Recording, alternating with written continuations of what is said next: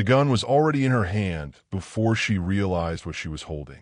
Clarice Duval stared at the cold metal, her reflection distorted in its dark surface, and wondered how a morning traffic argument had led to this moment. But that was 3 weeks ago. 3 weeks since she honked at the wrong car. 3 weeks since everything changed. Let me take you back to where it started. The light had been green for 7 seconds. Clarice knew because she'd counted every single one, her fingers drumming against the steering wheel of her Honda Civic, her mind already at the office where a presentation waited that could make or break her career. The black Mercedes in front of her sat motionless, as if time itself had stopped mattering to whoever was inside. She honked, not aggressively, just a polite tap that said, "Hey, the world is moving, and so should you." The Mercedes didn't move. Clarice honked again, longer this time, her patience evaporating like morning fog under Chicago's harsh sun. She had 20 minutes to get across town, print her slides, and transform from a frazzled marketing associate into someone who deserved a promotion. The driver's door of the Mercedes opened. A man stepped out, and Clarice's irritation transformed into something closer to unease. He was tall, maybe mid-40s, wearing a suit that probably cost more than her monthly rent. But it wasn't the expensive clothes that made her grip tighten on her steering wheel. It was the way he moved, like someone who'd never heard the word hurry in his entire life, like the traffic behind them, the honking cars, the angry drivers. All of it was simply background noise to his existence. He walked toward her window with measured steps. Clarice's hand hovered over the door lock, but she'd already waited too long. He was there, bending slightly to look at her through the glass, and she found herself lowering the window halfway, just enough to hear him, but not enough to feel completely vulnerable. "The light is green," she said, trying to sound assertive rather than apologetic. "Hi, viewers. Kindly tell us where you're watching from and what time it is. Warm welcome to the family. Enjoy the story." The man smiled, but it wasn't friendly. It was the kind of smile that made you think of sharks in deep water, beautiful and terrifying all at once. His eyes were dark, almost black in the morning light, and they studied her with an intensity that made her skin prickle. "Impatience can be expensive, Signora," he said, his voice carrying a slight accent she couldn't quite place. "Italian, maybe. In this city, rushing often leads to accidents. Fatal ones." "I'm just trying to get to work," Clarice replied, her voice steadier than she felt. "If you're having car trouble." "No trouble." He straightened, adjusted his cufflinks with deliberate slowness. "I was simply deciding whether to turn left or right. Such decisions shouldn't be rushed by the honking of strangers, don't you think?" The cars behind her were laying on their horns now, a symphony of urban frustration. The man didn't even glance at them. He just kept looking at her, as if memorizing every detail of her face.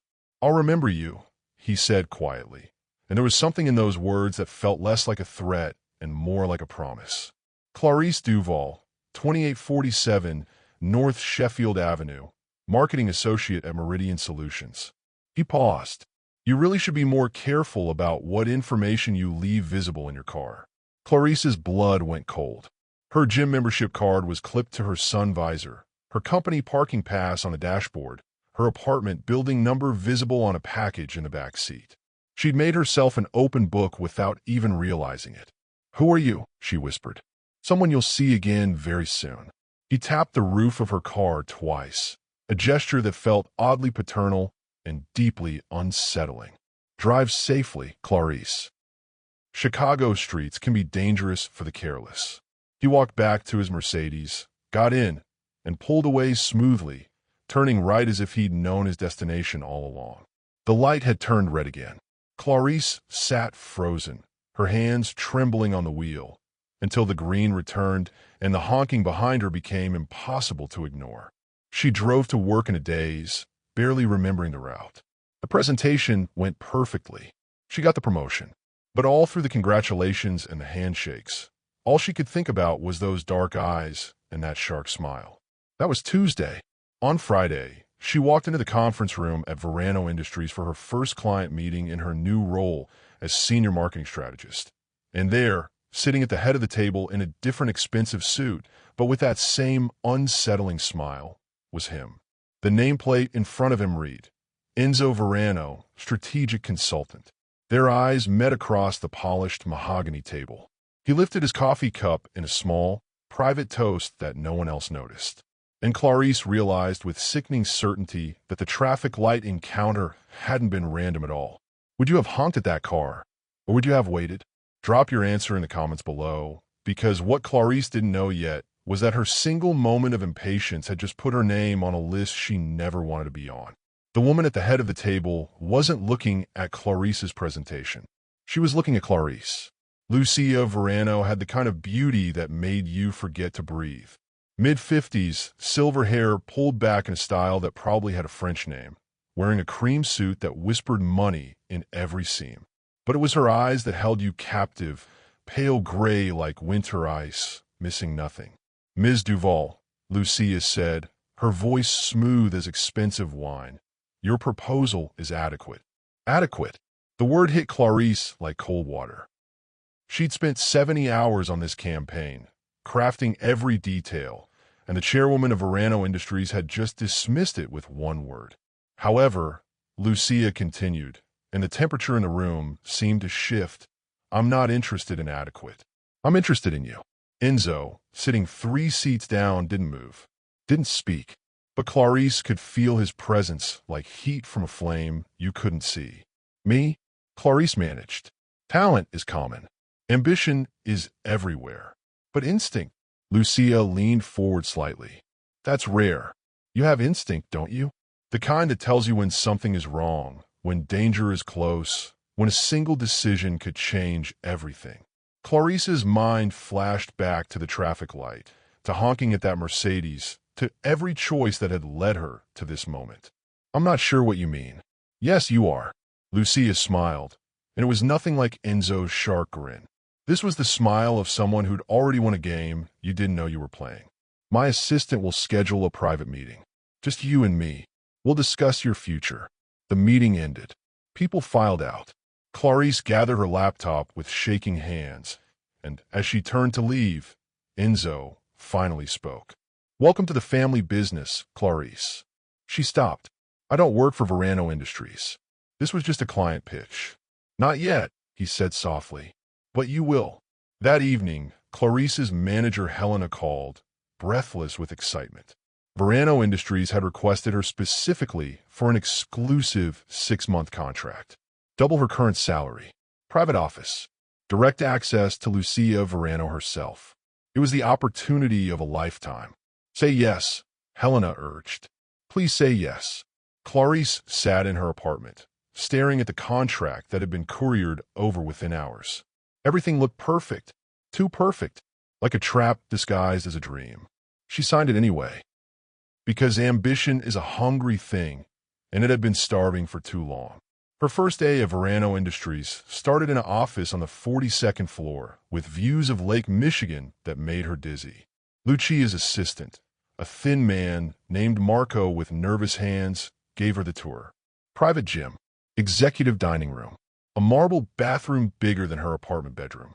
Mrs. Verano will see you at 3, Marco said, then added in a quieter voice, don't be late. She values punctuality above almost everything. Almost everything. The word choice felt deliberate. At exactly 3 o'clock, Clarice entered Lucia's office and stopped breathing. The space was massive, all windows and white furniture and abstract art that probably cost more than most houses. But that wasn't what made her freeze. On Lucia's desk, in a silver frame, was a photograph. Lucia and Enzo, 20 years younger, standing in front of Villa, somewhere beautiful and foreign. His arm around her waist. Both of them smiling like they owned the world. You've met my husband, haven't you? Lucia said from behind her. Clarice turned. The chairwoman stood by the window, backlit by afternoon sun. And in that moment, she looked less like a businesswoman and more like something ancient and dangerous. The traffic incident, Clarice whispered. That was him. Yes. Lucia walked to her desk, picked up the photograph, studied it like she was looking at strangers. Enzo has a talent for finding interesting people in unexpected places. Tell me, Clarice, do you believe in fate? Have you ever taken a job that felt wrong, but looked right? comment below, because what Clarice was about to discover would make that traffic argument look like a blessing. The file on Clarice's desk had no label, just a plain manila folder, left there sometime between her coffee run and her return, sitting dead center on her keyboard like someone wanted to make sure she couldn't miss it. Clarice looked around the empty office floor. It was past 8, most people had gone home, and the silence felt thick enough to choke on. She opened the folder. Inside were addresses, 12 of them scattered across Chicago, written in neat handwriting on expensive paper. Below each address, a time. Below each time, a single word, deliver. No explanation, no context, no signature. Her desk phone rang, making her jump. The caller ID showed only zeros. Hello. You found your assignments. It was Lucia's voice, but different somehow, stripped of the boardroom polish. Raw. You'll start tomorrow night. Marco will drive you. Don't ask questions. Don't take photos. Don't speak to anyone except the person who answers the door. Mrs. Verano, I'm a marketing strategist. I don't understand. You're a liaison now. That's what we're calling it. Liaison. Something in how Lucia said the word made it sound like a lie they were both supposed to pretend was truth. Your salary just tripled. Your new contract is already in your email. Sign it or clean out your desk. The line went dead. Clarice stared at the addresses. One of them was in a neighborhood she'd been warned never to visit after dark. Another was a building she recognized from a news report about a fire that the police had called suspicious. The third made her stomach turn because it was only 6 blocks from her apartment. She should have walked away, should have called someone, should have done literally anything except what she did. She signed the contract. The next night, Marco picked her up in a black SUV with windows so dark she couldn't see out. He drove in silence, following some route only he knew, until they stopped in an alley that smelled like rot and old rain. Third door, green paint, knocked twice. Marco said, not looking at her. Give him the envelope in the glove box. Don't open it. Don't look inside. Take whatever they give you and come back. What's in the envelope? Marco's hands tightened on the steering wheel. Questions are expensive in this job. Just do what you're told. Clarice took the envelope. It was thick, heavy, and sealed with red wax that bore a symbol she didn't recognize. She walked to the green door, her heels loud against wet concrete, and knocked twice. A man opened it. 60s, gray beard, eyes that had seen too much. He looked at the envelope, then at her face, then back at the envelope. You're new, he said. Yes. Tell Lucia the northern route is compromised. The product needs to move through the southern channels now. He handed her a different envelope, this one thin and light. And tell her I'm sorry about Detroit. Before Clarice could ask what Detroit meant, the door closed. Back in the SUV, Marco took the envelope without comment and drove.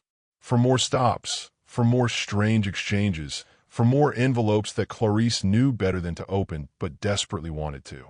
At the last address, a warehouse near the docks, something went wrong. Clarice knocked. No one answered. She knocked again, and the door swung open on its own, revealing darkness and the smell of something chemical and wrong. Marco was supposed to stay in the car, but when she turned to signal him, the SUV was gone. Her phone was dead. The street was empty. And from inside the warehouse came a sound like footsteps, slow and deliberate, getting closer. Clarice ran. She didn't know where, just away, her expensive heels abandoned after half a block, her breath coming in gasps that tasted like panic. She ran until she found a busy street, lights, people, safety. When she finally got home, there was a text from an unknown number. You did well tonight. Same time tomorrow. Then another text, seconds later. Keep her close.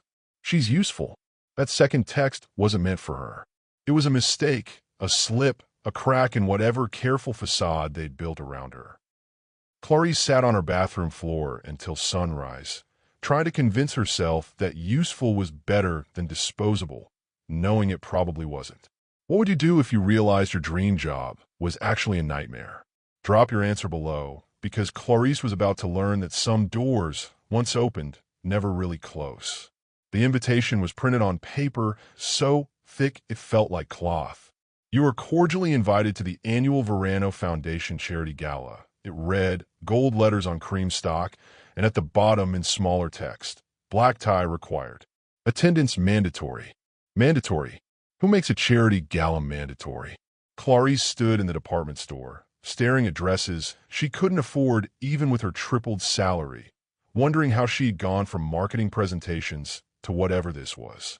3 weeks of midnight deliveries. 3 weeks of envelopes she wasn't allowed to open and conversations she wasn't supposed to hear. 3 weeks of feeling like a piece on a chessboard, moved by hands she couldn't see. Helena had called earlier, confused. Why did you transfer divisions? I thought you loved marketing. It was an opportunity, Clarice had said, the lie smooth as practice could make it. With Verano Industries? Clarice, do you know what people say about that company? She'd hung up before Helena could finish. Now, standing in a dressing room in a black dress that cost a month's rent, Clarice barely recognized her reflection. She looked expensive, polished, like someone who belonged at a charity gala in a mansion, like someone who wasn't scared. The Verano estate sat 20 miles outside Chicago, the kind of place that had a name instead of an address.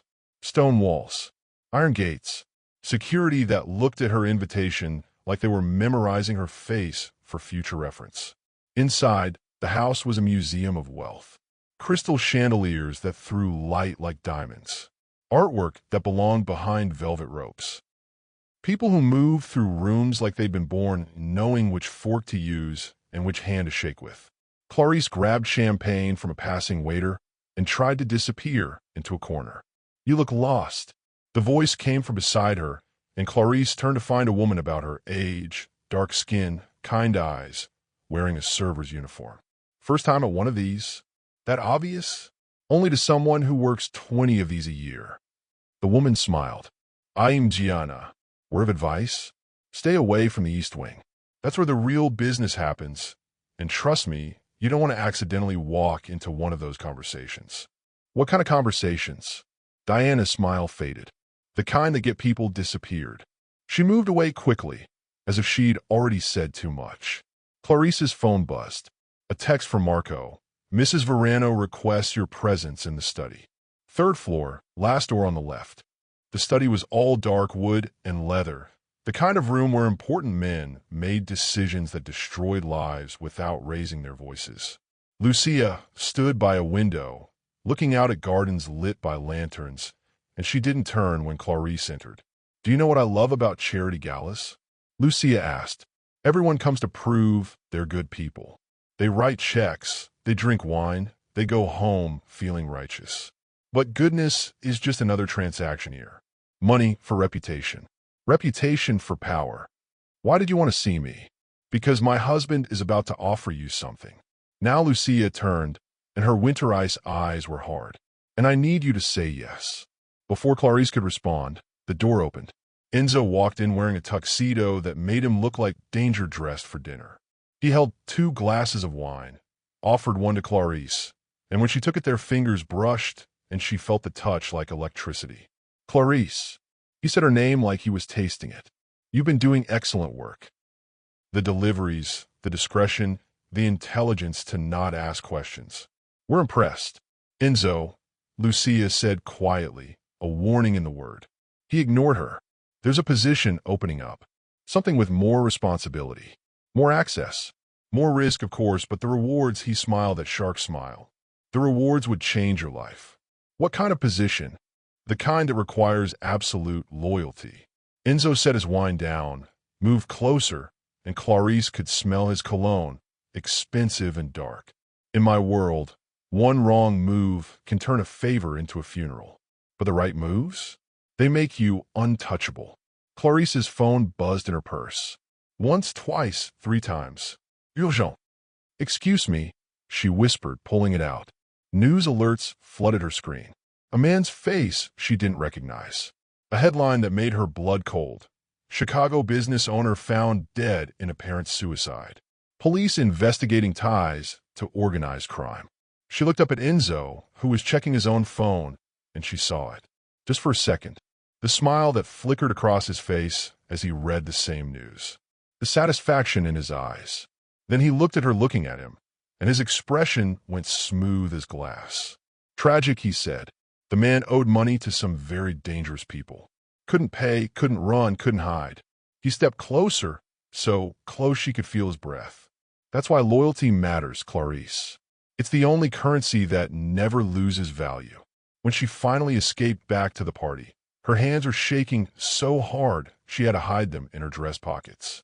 She found a bathroom, locked herself in, and tried to breathe. A man was dead. Enzo had smiled. And somewhere in this mansion, in those East Wing rooms Diana had warned about, business was being conducted that had nothing to do with charity and everything to do with the kind of power that killed without hesitation. Her phone buzzed again. Another unknown number. I can help you, but only if you trust me. Detective Rowan Pierce. Ever met someone who scared you just by smiling? Tell us in the comments, because what Clarice was about to uncover would prove that the most dangerous monsters were tuxedos and throw charity galas. The photo was waiting on her car windshield when she left work. No envelope, just a picture held down by the wiper blade, fluttering in October wind that smelled like coming rain. Clarice looked around the parking garage. Every shadow, suddenly suspect. Every engine sound potentially dangerous. She pulled the photo free. It was her, at the gala, standing next to Enzo, his hand on the small of her back in a gesture that looked possessive to anyone who didn't know better. But that wasn't what made her stomach drop. It was the red circle drawn around them in marker, and the words written on the back. You're already in the picture. Time to choose which side you're on. No signature, but the handwriting was rushed, urgent, nothing like the neat script from the delivery files. Detective Rowan Pierce had found her. That night, Clarice couldn't sleep. She lay in bed scrolling through news articles, piecing together a pattern she wished she couldn't see. The businessman who died wasn't the first. Over the past 5 years, 7 people connected to Chicago's shipping industry had died in accidents that police initially called suspicious but later closed without charges. 7 people, 7 deaths, 7 stories that stopped being news after a week. And in the background of one article's photo, barely visible, was the Verano Industries logo on a building across the street. Her phone rang at 2 in the morning. Unknown number. She almost didn't answer. Meet me tomorrow. Lincoln Park, South Pond Bench, noon. The voice was male, tired, careful. Come alone. Don't tell anyone. Your phone is probably monitored, so after this call, take out the battery and leave it at home. How do I know you're really a detective? You don't, but I know what you've been delivering in those envelopes. I know where you've been going, and I know you've started asking the wrong questions. A pause, heavy with meaning. I can protect you, but only if you let me. The call ended. Clarice stared at her phone like it might explode, then did exactly what Pierce had said. Battery out. Phone hidden in a drawer. She called in sick the next morning, something she'd never done at Verano Industries, knowing it would be noticed.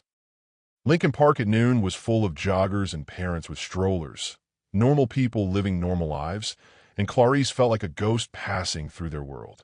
Detective Pierce was easy to spot. Early 40s, gray starting at his temples, wearing a jacket that had seen better years and eyes that had seen too much. He didn't stand when she approached, just gestured to the bench beside him. You look like someone who hasn't slept, he said. You look like someone who's seen me before. I've been watching you for 3 weeks. Ever since you started working for Lucia Verano. He pulled out a folder, thin and worn. Everything you've delivered? Payoffs, bribes, threats. You've been laundering money through your deliveries without even knowing it. The envelopes you pick up contain proof of transactions that would put half of Chicago's city council in prison. Clarice felt the world tilt. I thought I was just a liaison. You're a courier, and you've gotten very good at it. Pierce opened the folder, showed her photos. Her at the green door. Her at the warehouse. Her talking to people whose faces she barely remembered, but whose words she'd never forget. Lucia Verano runs the largest money laundering operation in the Midwest. Her husband, Enzo, handles the enforcement side. Together, they've built an empire that looks legitimate from the outside but is rotten all the way through. Then arrest them. Can't. They're too careful. Everything's buried under layers of shell companies and international accounts. We need someone on the inside, someone they trust, someone who can access the real records.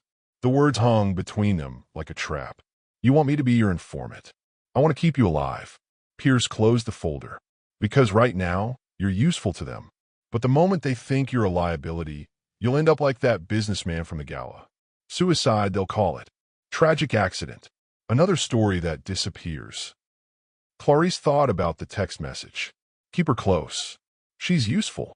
Thought about Enzo's smile when he read about the death.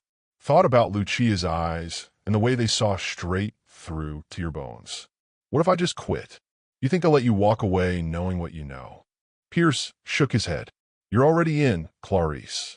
The only question is whether you're going to fight or surrender. They sat in silence, watching ducks on the pond, pretending this was a normal day. Finally, Clarice said, What do you need me to do? Pierce pulled a flash drive from his pocket. Lucia's computer. Her personal one, in her home office. I need you to copy everything. Can you do that? I've never been to her house. You will be. Lucia takes all her key employees there eventually. It's part of how she controls people, by bringing them into her private world, making them feel special, making them complicit. He stood. When she invites you, call this number twice and hang up. I'll know. He walked away, leaving Clarice alone with the flash drive burning in her pocket and a decision that felt like choosing between fire and drowning. That evening, an email from Lucia.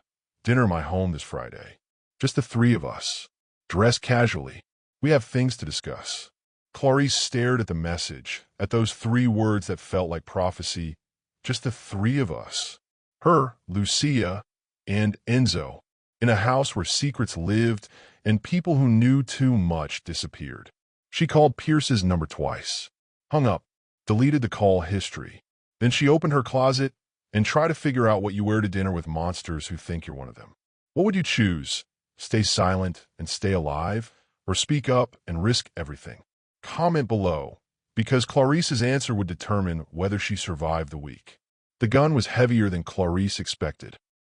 Lucia's bodyguard placed it in her hands like he was passing her a business card, casual as ordering coffee, and Clarice stood in the Verano mansion's foyer, holding cold metal and trying to remember how to breathe.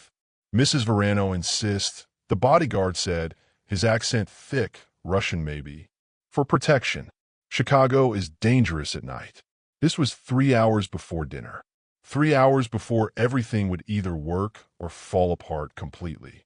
Clarice had arrived early because Lucia had texted her to no explanation, just an address and a time that wasn't the dinner time they'd agreed on.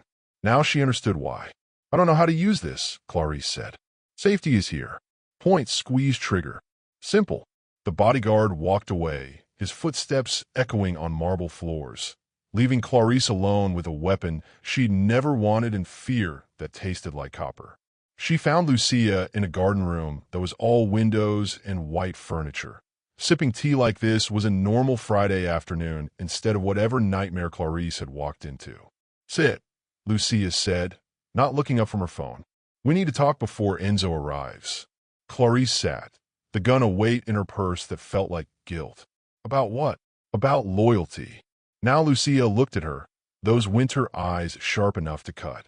I've been in this business for 30 years. I've seen hundreds of people come through my doors. Some stay, some leave, some disappear. Do you know what separates them? Loyalty, Clarice whispered, because it was the only answer Lucia ever wanted. No, intelligence. Lucia set down her phone. Loyalty is what people claim when they're afraid. Intelligence is knowing when to be afraid and when to be brave. You're intelligent, Clarice. I saw that the moment you walked into my conference room. But lately, you've been asking questions. Clarice's heart stopped. I haven't. Not out loud. But I can see it in your eyes. Every delivery, you wonder what you're carrying. Every meeting, you wonder what we're planning. Every death in the news, you wonder if we're responsible. Lucia leaned forward. So I'm going to tell you the truth, because intelligence deserves honesty. Yes, we're responsible. Yes, people die when they threaten what we've built. And yes, you're now part of that machinery, whether you like it or not. The room felt airless. Clarice tried to speak, but nothing came out. But here's what you don't understand, Lucia continued, her voice softening in a way that was somehow more terrifying than anger. Everything I've done, Every life I've taken or ordered taken has been to protect something bigger than me. My mother was murdered by men like Enzo used to be, powerful men who thought women were disposable. So I built an empire to make sure no woman under my protection would ever be disposable again.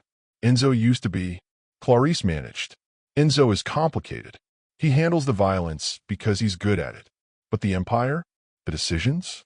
The real power? Lucia smiled without warmth. That's always been mine. And now I'm offering you a choice. Join me truly, completely, knowing exactly what we are. Or walk away tonight and never look back. And if I walk away, then you walk away. I'm not a monster, Clarice. I don't kill people for leaving. I kill people for betraying. The words landed like stones. There's a difference. Before Clarice could respond, before she could process any of this, her phone buzzed. A news alert. Then another. Then her phone started ringing, Detective Pierce's number flashing on the screen. Answer it, Lucia said. I want to hear what he has to say. Clarice's blood turned to ice. How did you? You think I don't know about Detective Pierce? I've known since the moment you met him in Lincoln Park. I've known about the flash drive in your pocket.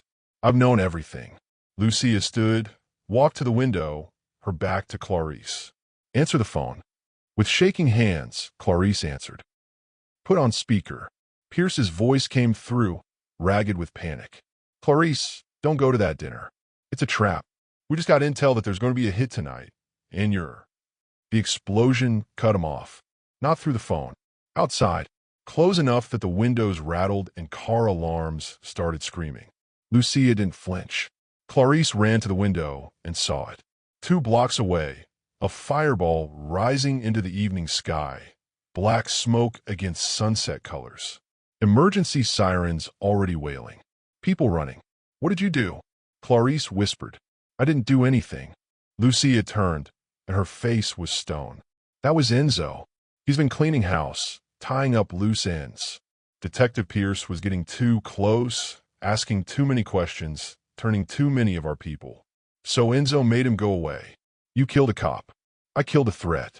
Lucia walked over, took Clarice's phone, into the call that was now just static and screaming. And now you understand exactly what we're capable of. So I'll ask again, and this time I need a real answer. Are you with us, or should you start running? The smoke rose higher. Somewhere in that fire, Detective Pierce was dying or already dead. The man who tried to save her. The man who believed she could be brave enough to fight. Clarice thought about the gun in her purse. Thought about everything she'd learned, everything she delivered, everyone who died because she'd been too scared or too ambitious to walk away when she still could. I need time to think, she said. You have until Enzo gets here. Lucia, check her watch. That's 20 minutes. Use them wisely. Clarice walked out of that room, past guards who watched her like they already knew she was dead, and found a bathroom where she locked the door and finally let herself fall apart. She pulled out the flash drive Pierce had given her, this tiny piece of plastic that was supposed to save her, supposed to bring down an empire, supposed to matter. Now it was just a reminder of how badly she'd underestimated the people she was fighting. Her phone buzzed one last time. A text from an unknown number, but she knew who it was. I'm sorry. Get out now. They know everything. Run. But Pierce was wrong about one thing. Clarice couldn't run anymore. She was already in too deep, and the only way out was through. Have you ever realized you trusted the wrong people? Drop your answer below, because what Clarissa was about to discover would prove that sometimes the monsters we fear aren't the ones we should be watching. Enzo arrived in a cloud of expensive cologne and expensive lies. Clarice watched from the top of the staircase as he entered the mansion, kissing Lucia's cheek like he hadn't just murdered someone 2 blocks away, like smoke wasn't still rising into the night sky, like this was just another Friday dinner with his wife and their newest employee. He looked up, saw Clarice watching, and smiled. That smile was going to haunt her nightmares forever. Dinner was served in a room that cost more than most people's houses. Crystal and silver and plates, so delicate Clarice was afraid to touch them. Lucia sat at the head of the table, Enzo to her right, Clarice to her left, and the arrangement felt deliberate, strategic, like she was being positioned between opposing forces to see which one she'd lean toward. I heard there was an accident nearby, Enzo said, cutting in a steak that was probably more expensive than Clarice's car payment. Terrible thing. Gas leak, they're saying. It wasn't a gas leak, Clarice said before she could stop herself. The room went quiet. Even the servants stopped moving. Enzo set down his fork with careful precision. No, it was Detective Rowan Pierce, the one who'd been investigating you. Investigating us. Clarice met his eyes, refusing to look away, even though every instinct screamed at her to run. You killed him.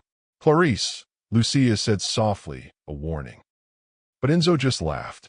Actually laughed, throwing his head back like she'd told the funniest joke he'd ever heard. Is that what you think? That I'm some cartoon villain who goes around killing cops? He leaned forward, elbows on the table, his dark eyes locked on hers. Detective Pierce died because he was corrupt. He was taking money from 3 different crime families, playing them against each other.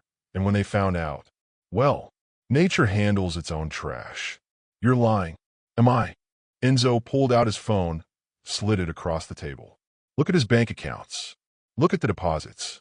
Look at the offshore accounts in the Cayman Islands. Pierce wasn't trying to save you, sweetheart. He was trying to use you to get access to our financial records so he could blackmail us, just like he blackmailed everyone else. Clarice stared at the phone, at numbers that told a story she didn't want to believe. Deposits of 50,000, 100,000, 200,000, all to accounts in Pierce's name, all from companies that news reports had linked to organized crime. No, she whispered. He was trying to help me. He was trying to help himself, Lucia said, and her voice was almost gentle. Clarice, I've been where you are. Young, ambitious, desperate to believe there are good people fighting bad people. But the world isn't that simple.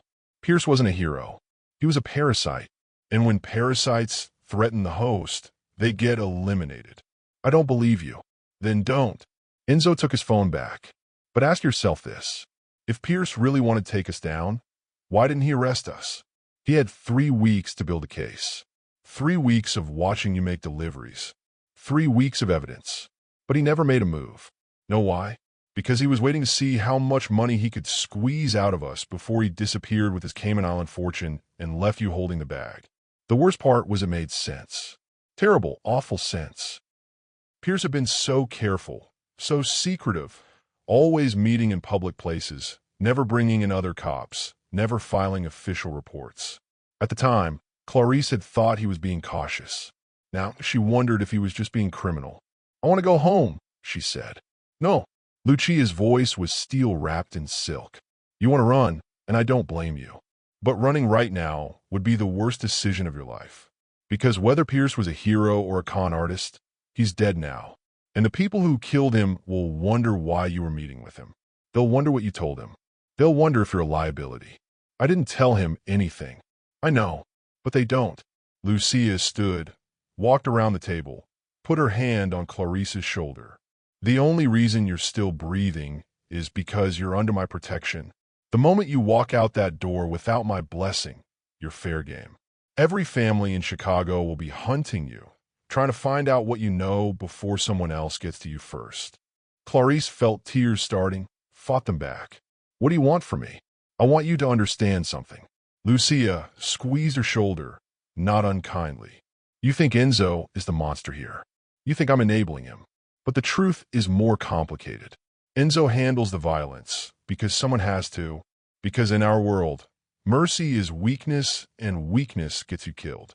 But every person he's eliminated, every body that ends up in the Chicago River, every accident that isn't really an accident, those are my orders, not his. Enzo nodded, confirming it. I'm just the hand, Clarice. She's the brain. Then you're both monsters, Clarice whispered. Yes, Lucia agreed. But we're monsters who keep other monsters in check. We're monsters who make sure the real predators, the ones who hurt children and traffic women and poison neighborhoods with drugs, never get a foothold in this city. We're monsters with rules. And one of those rules is that we protect our people. I'm not your people. Not yet. But you could be. Lucia returned her seat. There's a position opening up. Head of operations. You'd run the legitimate side of the business. The parts that don't involve violence or crime. Real marketing, real strategy, real impact. You be clean, safe, protected. All you have to do is forget what you think you know and remember what actually matters. Survival. The offer hung in the air like poison disguised as medicine. Clarice looked at Enzo, who watched her with those predator eyes. Looked at Lucia, who just admitted to ordering murders with the same tone someone might use to discuss quarterly earnings. Looked at the door, at freedom that might be death in disguise. Her phone buzzed. One last message from Pierce's number, but Pierce was dead, which meant someone else was using his phone. You have something that belongs to me. We need to talk. Alone. Or everyone you love dies. You have 24 hours. Clarice showed them the message. Enzo's face went dark. That's not Pierce. That's the Serbian mob. He must have been working with them. And now they think you have whatever evidence he collected. But I don't have anything. They don't know that. Lucia stood again, pulled out her own phone, started typing rapidly. We need to move you. Tonight. Somewhere they can't find you until we figure out what Pierce promised them. I can't just disappear. You can, or you can die. Lucia's voice was sharp now. All gentleness gone. Choose. Before Clarice could answer, the lights went out. All of them. House lights, security lights, even the backup generators that should have kicked in immediately.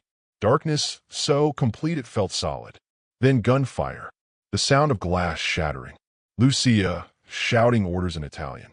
Enzo's hand grabbing Clarice's arm, pulling her down onto the table. Stay low, he hissed. They're here. And Clarice realized with sickening certainty that the Serbian mob wasn't willing to wait 24 hours. They were collecting their debt tonight, and they didn't care who died in the process. Ever been caught between monsters fighting over who gets to kill you? Tell us in the comments, because what happened next would prove that sometimes the only way to survive predators is to become something they fear more. The airport terminal was too bright, too loud, too full of normal people living normal lives. Clarice sat in the departure lounge with a one-way ticket to Seattle, a fake ID Lucia had given her, and a bag packed with everything she'd grabbed in the 15 minutes they'd given her to disappear. The gunfight at the mansion had lasted 7 minutes. 7 minutes of breaking glass and shouting and bullets punching holes through walls that cost more than most houses. Lucia's security had won, barely. The Serbian mob had retreated, leaving 3 bodies and a message spray-painted on the mansion's gate. She's ours. They'll never stop looking, Lucia had said, bandaging a cut on her arm, while Enzo coordinated cleanup over the phone. Pierce owed them $2 million and a hard drive full of evidence against their operations. They think you have both. Your only option is to disappear. For how long? Forever, if you're smart. So Clarice had packed. Said goodbye to nothing because saying goodbye would leave trails. Deleted her social media. Wiped her phone. Became a ghost in 90 minutes. Now she sat waiting for a flight that would take her to a city where she knew no one, had no job, had no life. Starting over at 29 because she'd honked at the wrong car and said yes to the wrong opportunity and trusted the wrong detective. Her flight was boarding in 20 minutes. She'd made it. She was going to survive. Then Enzo sat down beside her. Clarice's heart stopped. She looked around frantically for security, for help, for anyone who might save her from whatever was about to happen. Relax, Enzo said, holding up empty hands. I'm not here to hurt you. I'm here to tell you the truth before you run away from the wrong people. I'm running away from you. No, you're running away from Serbian gangsters who want to kill you for something Pierce did. But what if I told you Lucia set the whole thing up? The words made no sense. What? Enzo pulled out his phone, showed her photos. Lucia meeting with men Clarice didn't recognize. Lucia handing over envelopes. Lucia in deep conversation with someone who looked like he belonged in a war zone, not a business meeting. Those are the Serbians, Enzo said quietly. Lucia's been working with them for 6 months, using them to eliminate her competition. Pierce found out, tried to blackmail her, so she had him killed and made it look like the Serbians did it. Now she's convinced them that you have evidence against both organizations, which makes you dangerous to everyone. She's using them to hunt you, and once they kill you, she'll kill them and eliminate the only witnesses who know what she's really been doing. You're lying. Am I? Enzo's voice was sad. Think about it. Why would she give you a gun for protection if she really wanted you safe? Why would she tell you exactly where you'd be running to? Why would she give you a fake ID that's probably flagged in every database in the country? He leaned closer. She's not saving you, Clarice. She's hunting you. And I'm the only person who can actually keep you alive. Clarice wanted to call him a liar, wanted to run, wanted to wake up from this nightmare.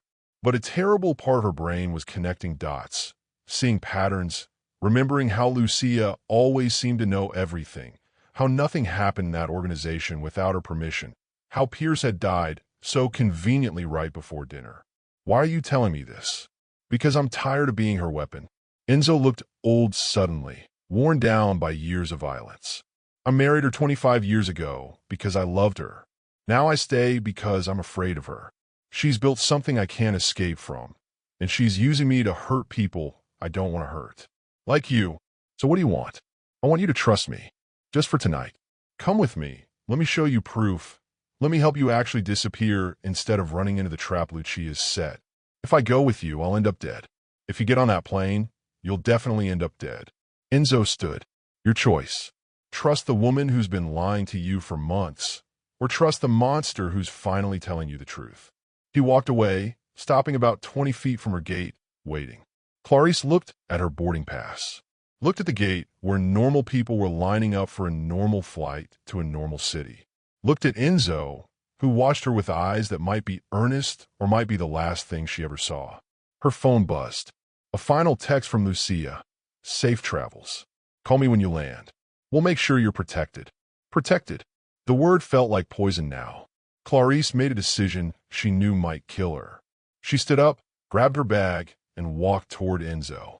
This better not be a mistake, she said. Only one way to find out.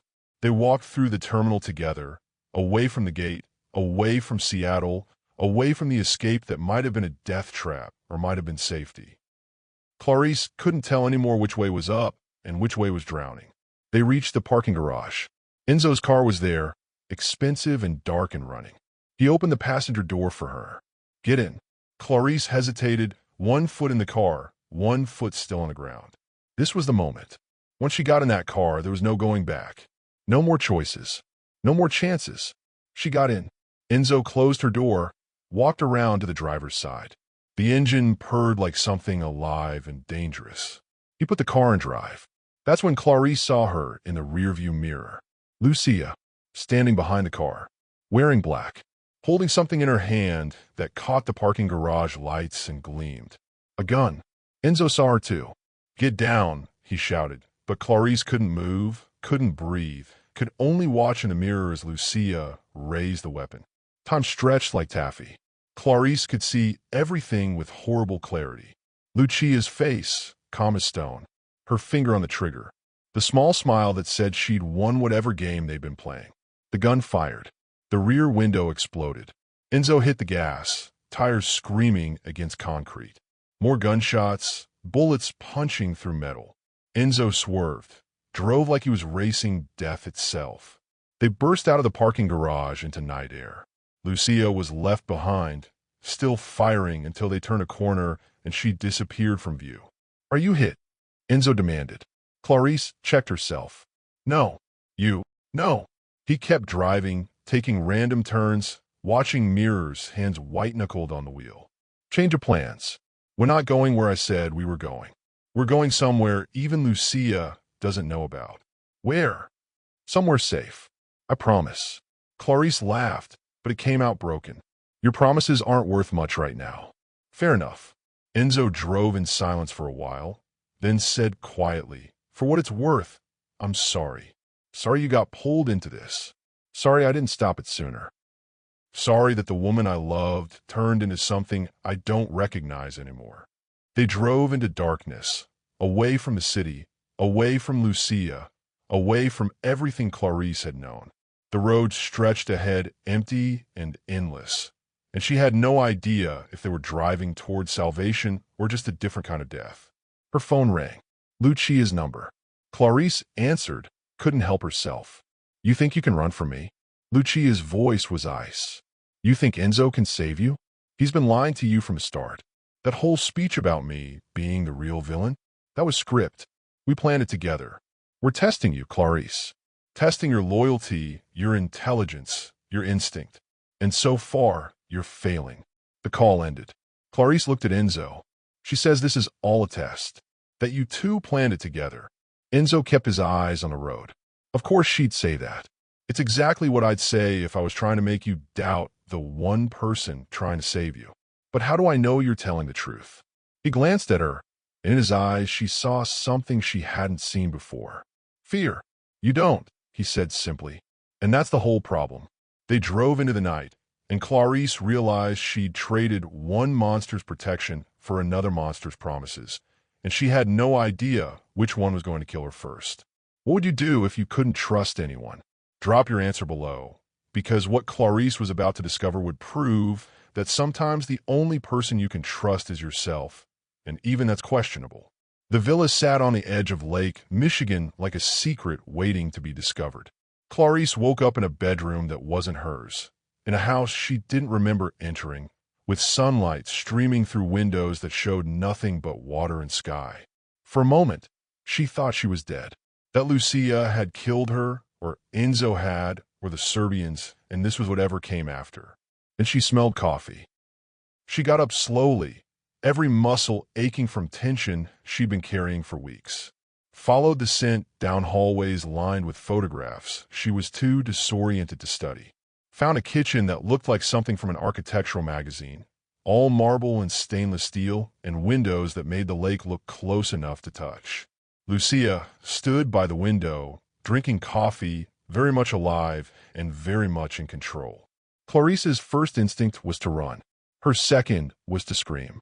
She did neither, just stood in the doorway, trying to understand why the woman who'd shot at her last night was now offering her breakfast like they were old friends. Sit, Lucia said. Not a request. Clarice sat.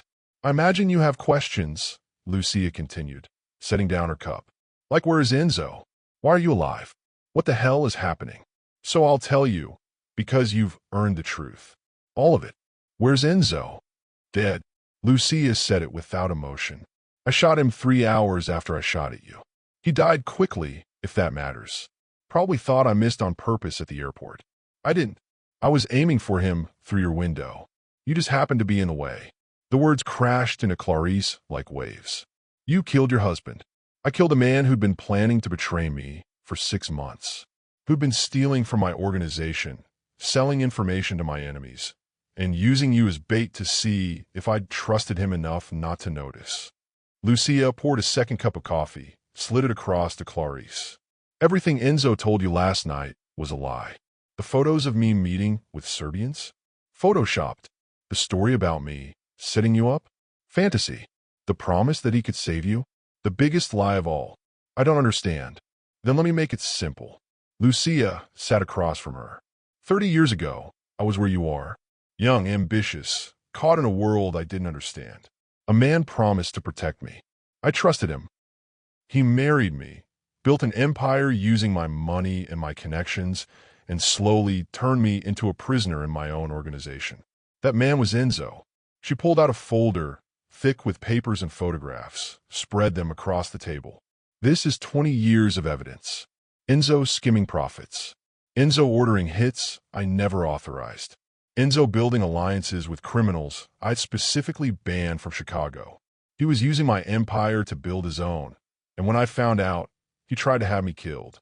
That charity gala where you saw me, I wasn't hosting it. I was surviving it.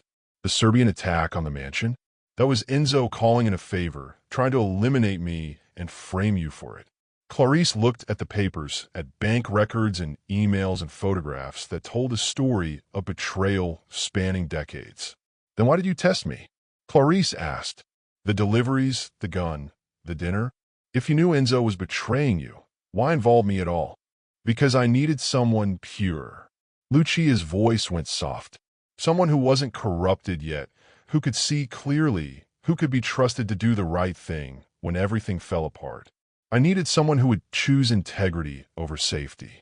Someone who would try to expose us, even knowing it might get her killed. Detective Pierce. Detective Pierce was my plant. A good man who agreed to pretend to be corrupt so we could test you. See if you take the flash drive. See if you try to bring us down. See if you had the courage to fight instead of surrender.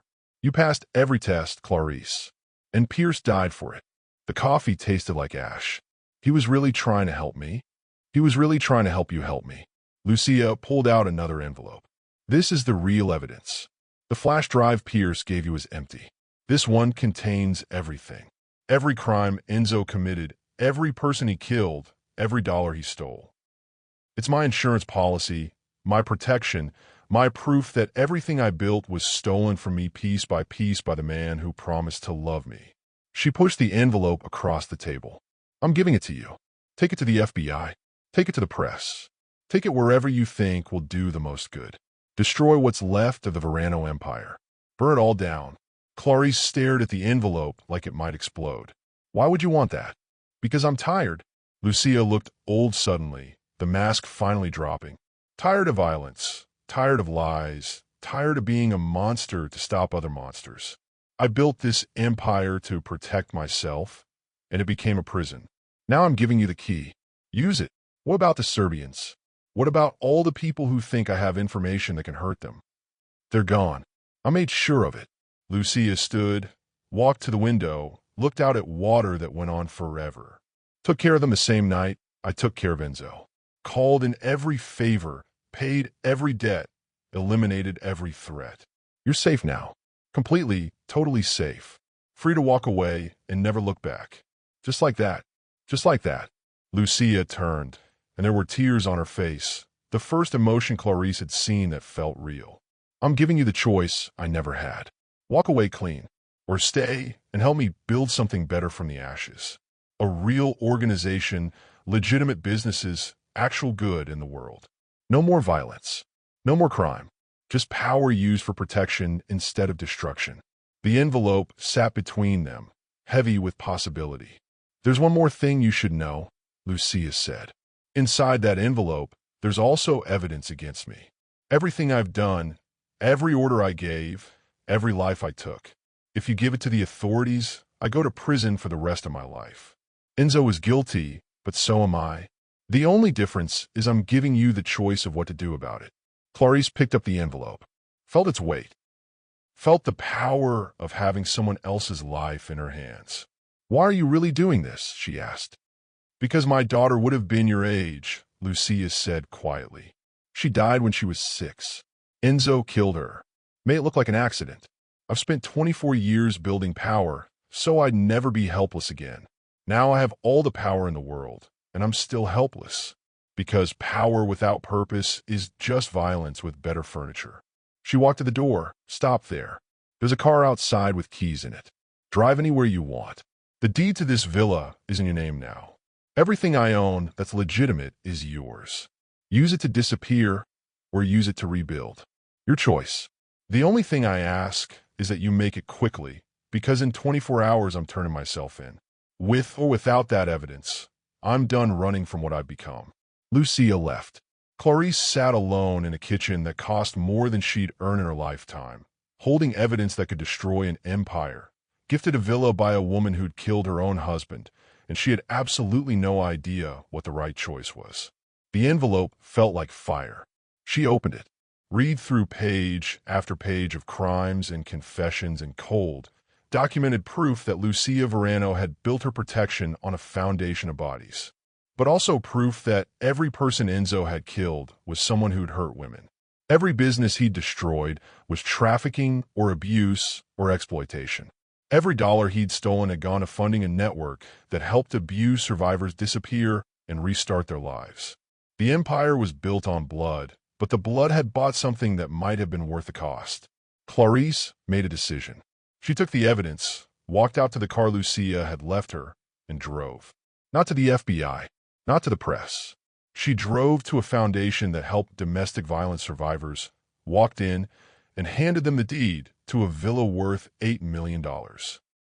Someone once told me that real power is choosing to walk away from the fire without letting it burn you, she told the director. This is me walking away. Then she took the evidence, every page of it, and burned it in a trash can outside. Watched 20 years of crimes turn to ash and blow away on lake wind. She kept only one thing, A letter Lucia had written, sealed, addressed to Clarice Duval in handwriting that looked like it had been practiced 1,000 times. Inside, it said simply, "Thank you for giving me permission to be human again. Justice isn't always loud. Sometimes it whispers. Sometimes it's just knowing when to stop fighting and start healing. Be well, brave girl. You earned your freedom. Now use it." Clarice folded the letter, put it in her pocket, and walked into a future she got to choose for herself. 6 months later, Lucia Verano was found dead in a villa in Italy. Natural causes, the report said. She'd been living quietly, no guards, no empire, no violence. Just an old woman who'd finally let herself rest. The Verano empire collapsed within weeks. Without Lucia, without Enzo, it simply crumbled. The legitimate businesses were sold, the money distributed to charities, and Chicago's underworld reorganized itself around the vacuum they'd left behind. Clarice started a foundation called Quiet Justice. It helped women escape dangerous situations, gave them new identities, new chances, new lives. She funded it with money she'd save and donations from people who'd been helped by Lucia's network before it fell apart. She never married, never went back to marketing, never honked at another car in traffic, no matter how long the light stayed green. And sometimes, late at night, she'd take out that letter and read it again, reminding herself that monsters can choose to stop being monsters, that empires built on blood can crumble into dust, and that the only justice that matters is the kind you create for yourself. Real power isn't loud. It's the strength to walk away from the fire without letting it burn you. And if that fire happens to consume itself while you're gone, well, that's just the universe taking care of its own trash. If this story moved you, hit that subscribe button and turn on notifications so you don't miss our next story. Drop a comment below telling us what you would have done in Clarice's shoes. Would you have burned the evidence or turned it in? Would you have trusted Lucia or run as far as you could? Your thoughts might inspire someone else who's fighting their own quiet battle. Share this story with anyone who needs to hear that walking away from toxic power isn't weakness. The coffee shop in Seattle was nothing like the mansion. Clarice sat by the window 18 months after burning the evidence, watching rain turn the street into a mirror, and tried to remember the woman she'd been before she honked at that Mercedes. That version of herself felt like a stranger now. Someone who thought ambition was the same as purpose, who confused opportunity with destiny, who believed the loudest voice in the room was always the most powerful. She'd learned better. Her phone buzzed. A text from Maria, one of the women Quiet Justice, had helped escape an abusive marriage last month. Started my new job today.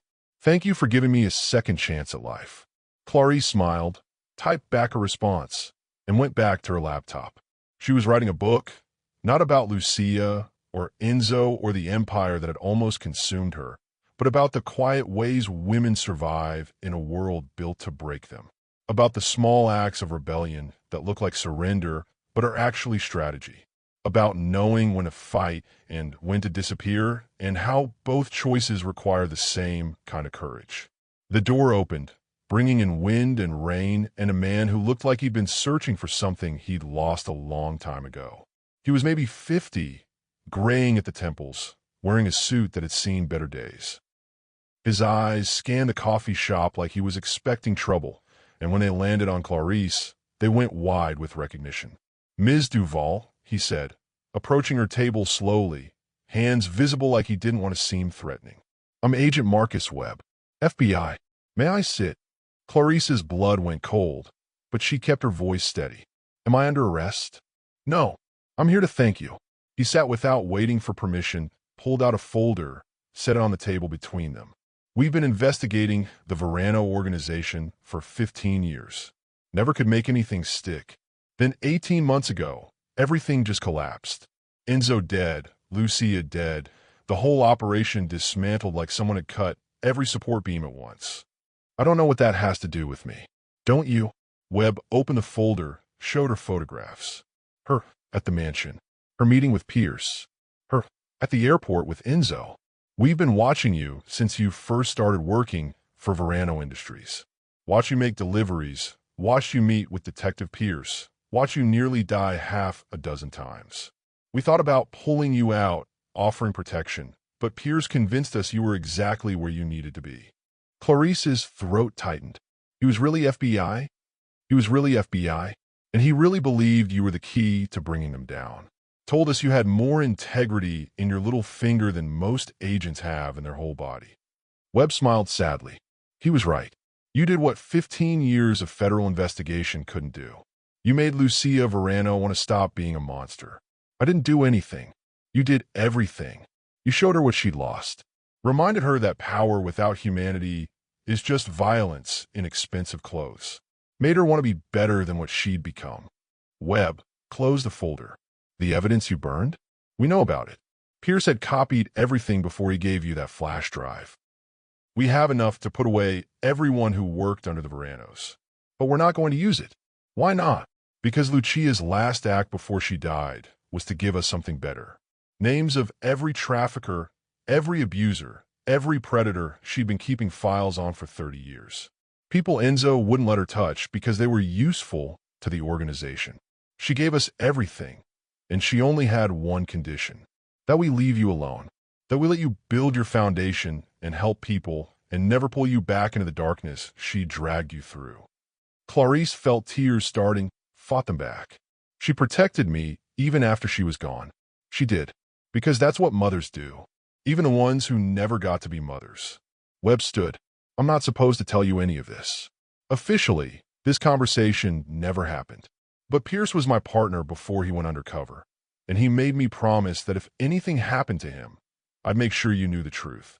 You weren't a pawn. You were never a victim. You were the catalyst that changed everything. He left the folder on the table, walked to the door, then stopped. One more thing. That villa Lucia gave you? The one you donated to the Domestic Violence Foundation? There was a safe room in the basement. Lucia's instructions said only you were supposed to know about it. Inside, there's enough money to fund quiet justice for the next 50 years, and letters. Hundreds of letters from women whose lives she'd saved, who'd escaped because of the network she'd built. She wanted you to know that even monsters can do something good before they die, even if nobody ever knows about it. Webb disappeared into the rain, leaving Clarice alone with a folder full of photographs and a truth that felt too heavy to carry alone. She opened her laptop, added a new chapter to her book. This one was about Lucia, about a woman who'd built an empire on blood, but used that empire to save lives. About how justice isn't always black and white, how sometimes the villains are heroes in disguise, and how the only way to survive the darkness is to find purpose in it. She wrote about the traffic light, about the honking, about the single moment of impatience that had changed her entire life. She wrote about Enzo's smile and Lucia's ice-gray eyes and Detective Pierce's quiet belief that people could be better than their worst choices. And she wrote about forgiveness, not the kind that excuses or forgets, but the kind that acknowledges complexity. The kind that says, yes, you hurt people, yes, you did terrible things, but you also tried to do better when it counted most. And maybe that's enough. Maybe that's all anyone can ask for. When she finished, the rain had stopped. Seattle's gray sky was breaking apart, showing patches of blue that promised a clearing. Clarice closed her laptop, picked up her phone, and called the Domestic Violence Foundation. This is Clarice Duval. I need to know if there's a safe room in the villa basement. There was. Inside, exactly as Webb had said, was money and letters and one final envelope with Clarice's name on it in Lucia's elegant handwriting. She drove there that afternoon, descended into a room that smelled like secrets and old paper, and read letter after letter from women Lucia had saved. Women who'd been given new identities, new lives, new chances. Women who'd never know their savior was also their would-be destroyer. The final letter was from Lucia herself, dated 3 days before she died. Dear Clarice, if you're reading this, then you found what I left for you. Good. You were always smarter than you gave yourself credit for.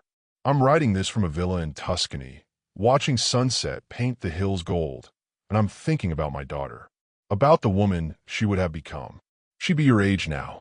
Maybe we'd be having coffee, talking about normal things, jobs and boyfriends and plans for the future. All the things I gave up when I chose revenge over healing. You asked me once why I was really doing all of this.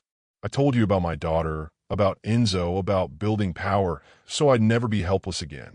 All of that was true, but here's what I didn't tell you. The moment I met you in that conference room, I saw her. Not literally. You don't look anything like she did. But I saw the same fire, the same stubborn integrity, the same refusal to be broken by a world designed to break women. And I made a choice. I could either destroy that fire to protect my empire, or I could protect that fire and let my empire burn. I chose you. I chose the daughter I never got to raise, the woman she never got to become, the future I never got to see.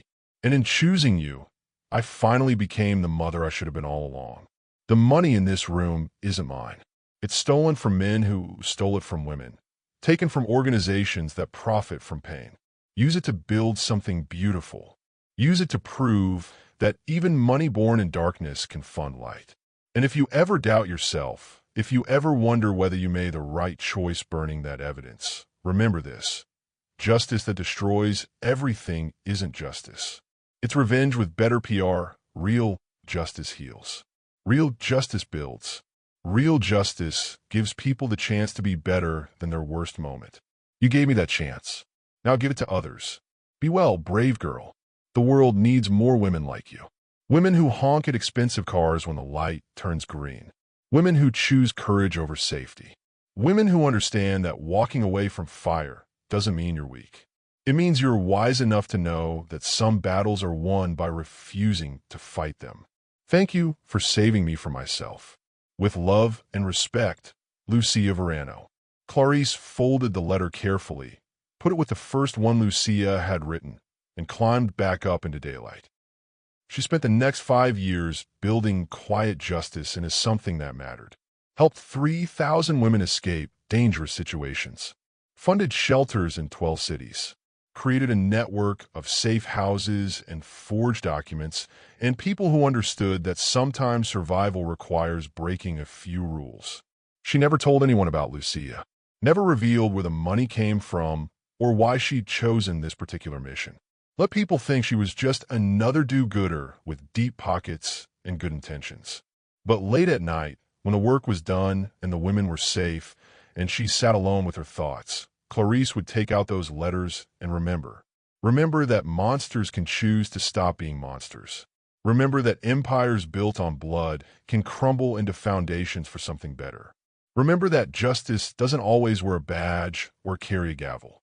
Sometimes justice is just a woman honking at a car in traffic, setting off a chain of events that topples an empire and saves thousands of lives. Sometimes justice whispers. And sometimes, if you're very lucky and very brave, justice sounds exactly like a woman's voice saying, "Thank you for giving me permission to be human again." That's the real story, not the violence or the crime or the danger, but the choice. The moment when someone decides they'd rather be good than powerful, rather be human than feared, rather be remembered for what they built than what they destroyed. Clarice never honked at another car in traffic. Not because she was afraid, but because she learned that sometimes the smallest actions have the biggest consequences, and power isn't about forcing others to move. It's about knowing when to wait, when to act, and when to simply let the light change on its own. The world kept turning. Chicago kept breathing. New criminals filled the vacuum the Veranos left behind, and new heroes rose to fight them. But somewhere in Seattle, in an office funded by blood money turned toward salvation, Clarice Duval kept working, kept saving, kept proving that the best revenge isn't destruction. It's building something so beautiful from the ashes that people forget there was ever a fire at all. Real power isn't loud. It's the strength to walk away from the fire without letting it burn you. And if this story taught you anything, let it be this. Never underestimate what can happen when you honk at the wrong car. Because sometimes the wrong car is exactly the right catalyst for changing your entire life. The end. Thank you for being part of this journey. If this story moved you, inspired you, or made you think differently about justice, power, and redemption, please hit that subscribe button and turn on notifications. We have more stories coming that will challenge everything you think you know about right and wrong, heroes and villains, and the choices that define us. Drop a comment below sharing your biggest takeaway from Clarice's story. What would you have done differently? What surprised you most? Your thoughts don't just inspire us. They inspire other viewers who might be fighting their own quiet battles. And if you know someone who needs to hear this message, someone who's caught between impossible choices, someone who thinks walking away makes them weak, share this video with them. Because sometimes the story someone needs to hear is the one that reminds them that survival isn't surrender. It's strategy. We'll see you in the next story. Until then, remember, the light always changes. The only question is whether you'll be patient enough to wait for it or brave enough to make your own way forward. Stay strong, stay wise, and whatever you do, think twice before you honk.